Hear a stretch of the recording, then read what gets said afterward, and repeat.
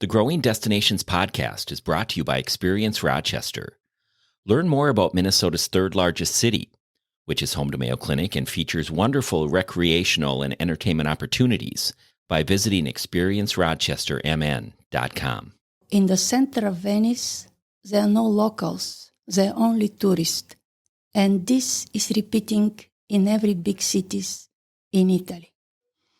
Our goal from the very beginning was to be the alternative of the phenomena of mass tourism, of over-tourism. Esperienza is designed to be this alternative. Last summer, I attended our language immersion program, and we stayed in this small hilltop town called Verrucchio.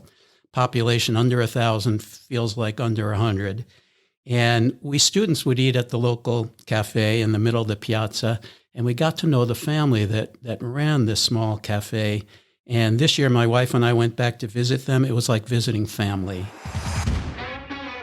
Welcome to the Growing Destinations podcast, where we take a deep dive into destination development and focus on a wide range of topics, from tourism and entertainment to economic development and entrepreneurism, and much more. I'm your host, Bill Von Bank. While most people are acquainted with Italy's famous cities and popular regions, there exists another facet of Italy that some may not be as familiar with. It's an Italy comprised of small towns and villages. Enter Esperienza, a nonprofit organization headquartered in Minnesota, co-founded by Anna Bonavita and Tom Gabriel. Their primary mission is to honor and safeguard Italian culture by offering genuine and immersive travel experiences. What sets them apart is their commitment to shedding light on lesser-known regions, far from the bustling tourist hotspots. These places have, over time, witnessed declining populations. Esperienza, however, isn't solely devoted to providing unique travel experiences. They're also dedicated to infusing economic vitality and rejuvenation into these very regions. Anna Bonavita and Tom Gabriel, welcome to the Growing Destinations podcast. Thanks, Bill. It's great to be here. Thank you. I'm really excited for our conversation today about your nonprofit organization connected to the rich cultural experiences of Italy. Before our Italy immersion, tell us a bit about yourselves. Anna?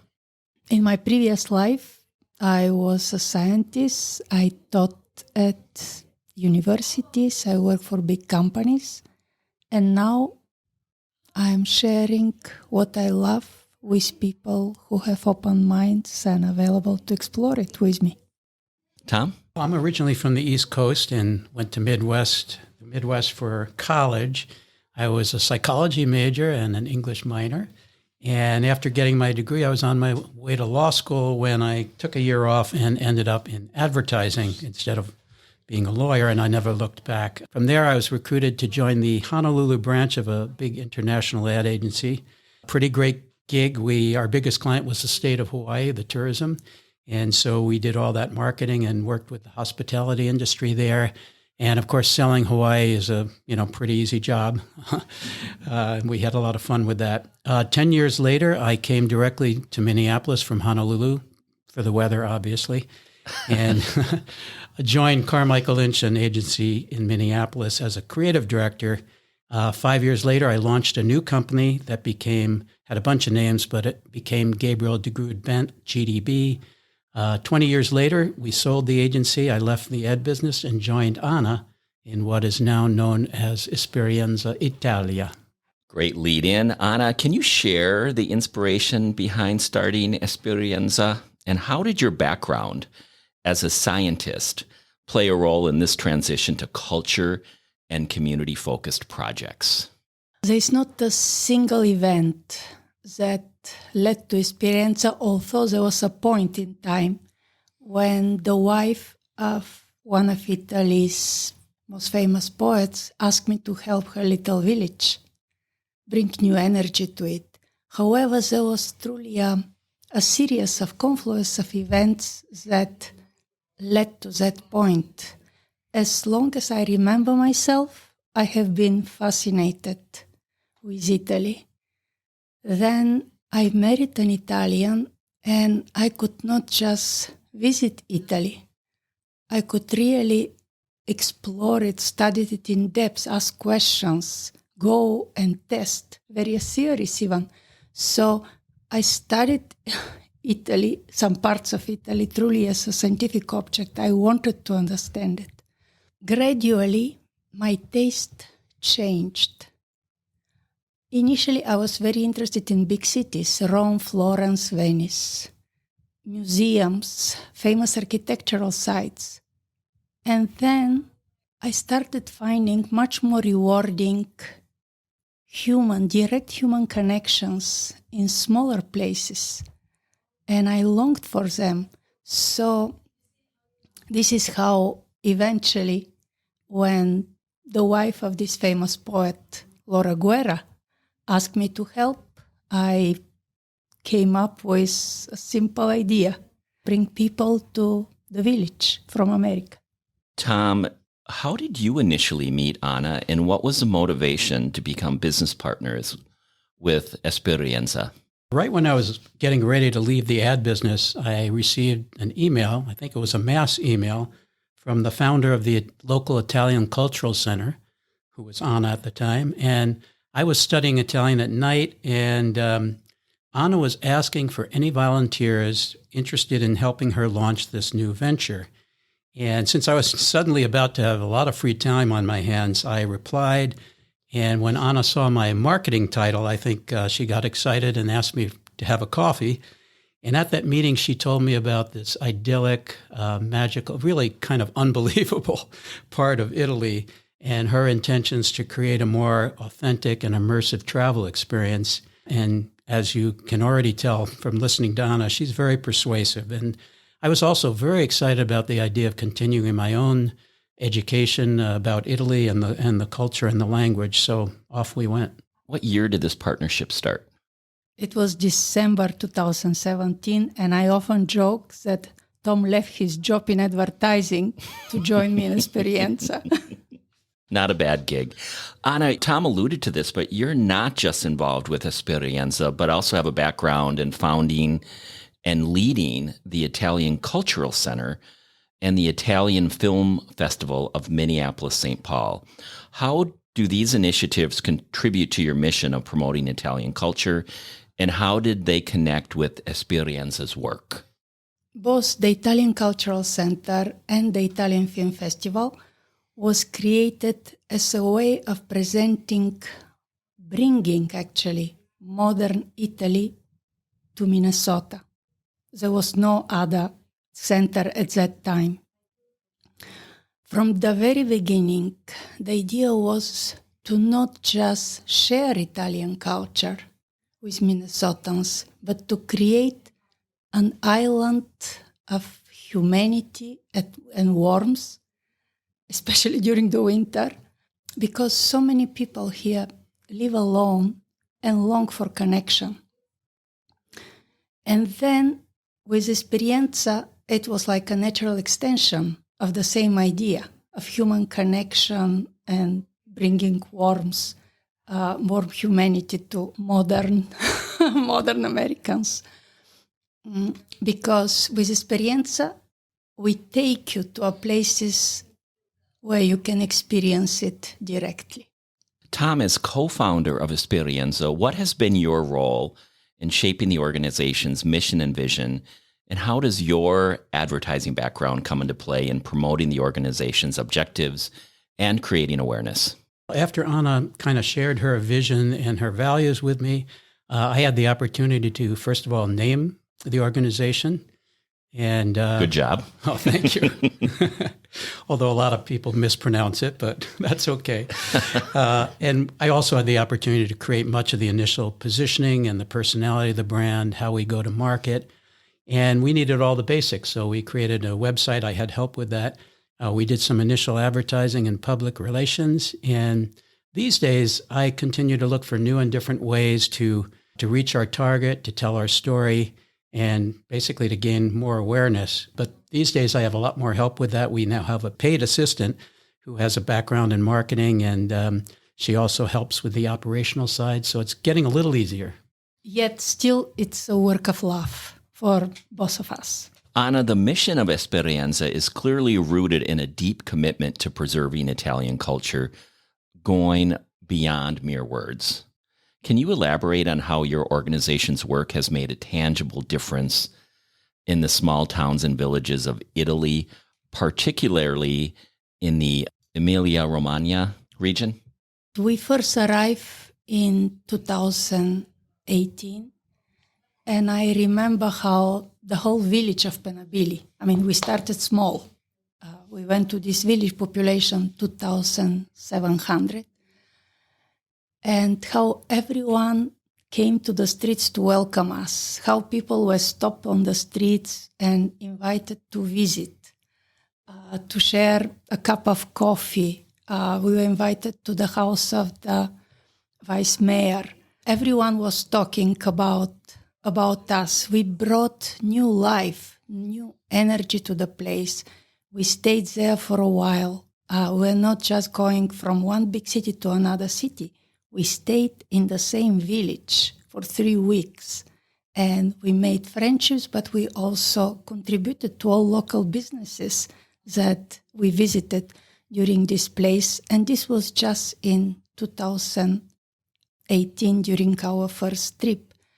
Then we continued along the same line. We added new villages where we contribute directly through our business relationships, but we also share whatever small profit we make. We share it with various organizations that we consider important to the local culture. Why did you pick this region specifically? This is the regions that I know best because my husband was born there. Emilia-Romagna is a big region, and Emilia is very different from Romagna. Esperienza is totally dedicated to Romagna. Most recently, last year in May, the big flooding that took place in Italy, we were able to contribute not only with dollars, with raising funds here in the United States, but when we traveled there in the spring, we had our guests actually pitch in and help some of the local people with that terrible tragedy. So another way that we were helping. What are some unique aspects of the Emilia-Romagna region that make it a prime destination for your programs? Emilia-Romagna is famous for many different reasons, but I will start with food. No other region of Italy is as good as Emilia-Romagna when it comes to food. It has a very important, impressive portfolio in this regard. Then come the amazing history, the rich cultural and art scene. And last, but definitely not least, the people of Romagna are the most generous, kind, and passionate I know. There is really no other place I know in Italy where friendship, solidarity, conviviality can be experienced directly, the same way the good food, the good wine, and the good company can be. I had been to many parts of Italy before I met Anna and experienced this, and it's just amazing how undervalued, under the radar this region is. Anna talked about it, but it is, Tuscany has some beautiful places, but Emilia-Romagna can match them easily. You're selling it really well. The issue of over-tourism and its negative impacts on popular destinations is a well-documented concern. Can you elaborate on the hidden costs of over-tourism and how it has affected places like Venice, Rome, and Florence? Is the work you both are doing with Esperienza a solution? I'm one of the founders of the Italian Film Festival. During one of the Italian Film Festival presentations, I had the opportunity here in Minnesota to share with local viewers a film called The Venice Syndrome. This is how we all became aware of what is happening to Venice, how the rise of China middle class, low-cost airlines, and Airbnb has contributed to the emptying of Venice. So in the center of Venice, there are no locals, there are only tourists. And this is repeating in every big cities in Italy. Our goal from the very beginning was to be the alternative of the phenomena of mass tourism, of over-tourism. Esperienza is designed to be this alternative. We imagine us taking a small, very small percentage of the mass tourism that is going toward the 5 big cities, because every year 6 million Americans visit Italy, and they all go to 5 big cities. So imagine taking a small percentage of these 6 millions and taking them on the road less traveled, allowing them to have intimate, direct experience with Italian people. So that was our goal from the very beginning, and we hope we're making a difference. And Tom, not only making a difference with sharing culture, but providing economic impact to those communities. Yes, absolutely. And we don't just come and go and buy a few souvenirs. We're really creating ongoing sustainable relationships. Given the challenges posed by changing times and population, what is Esperienza's long-term vision for making a sustainable and lasting impact on these small towns and villages in Italy? You're talking about big problem, and we are part of the solution. I hope we are part of this movement of bringing new energy to small places, because this is where humanity resides. This is where we're at our best as humans, truly.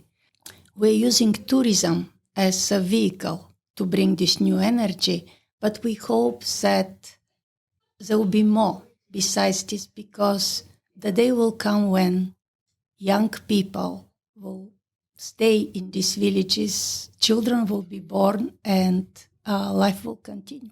You started this organization the end of 2017, and as you fast forward, we had a major pandemic impact our lives. How did that impact your organization, Tom? Well, it was certainly a challenge. Just surviving was a challenge.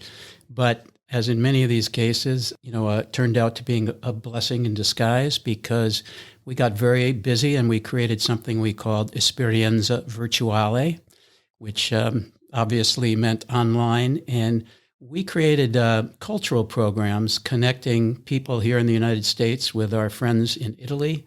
And we had one program called Secrets of Life Well Lived, which still is living, and mostly free events where people could connect and share stories with our friends in Italy. And at the end of the day, we grew our membership online, and we had more people who joined us on our website. And so when we were able to conduct trips again, we had a built-in audience that was interested. You can help people still who may not be able to travel for whatever reason. Your website still is a great resource for them. Absolutely. We have these virtual programs, and many, pretty much every month, mostly free. And it's a great way to just get a flavor for what Esperienza is about. And also anybody who has any interest in Italy should sign up for our ongoing newsletters. Every December, the third Saturday of December, we visit a village in Italy, and we look at the presepe there, and we hear stories about it. So it's a wonderful way to be in Italy at Christmas time and experience it with the local people. As a nonprofit organization, you invest most of your profits back into cultural projects in the rural communities in Italy. Can you provide some specific examples of these projects and their positive outcomes for the communities involved? We are very proud to support organizations such as Archeologia Arborea. This is a foundation that is dedicated to preserving so-called forgotten fruits. Once every village has their own apples, pears, figs. And this foundation has collected various fruits from various villages and keeps them alive in a special fruit orchard. So in a way, this is memory of these villages. We support this organization, but we also support the salt mines, which is right on the sea and still hand produce the famous sweet salt of Cervia, which can be found in some good restaurants. We also have a collaboration with a local park. It's a national park of Sasso Simone and Simoncello. And we plant trees. For every visitor from America, we plant a tree to offset to some degree our carbon footprint.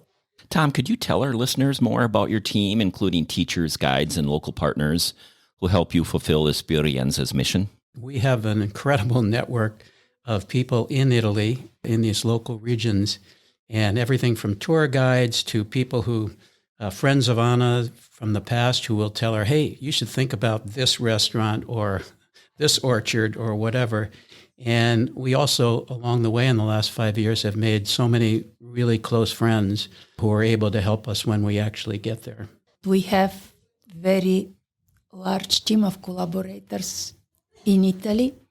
And how can I forget Vitaliana? This is an amazing artist in Ravenna who have been the source of so many ideas of how to create truly unforgettable, special, intimate experiences when we visited Ravenna.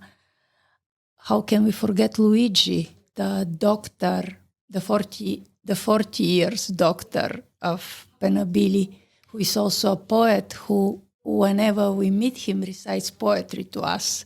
We also have an incredible teacher, Emanuela Corbetta, who has background in theater. She's director and an actress, and she makes sure that her lessons, like no one else, they're very playful, yes, emotionally engaging, and people learn Italian.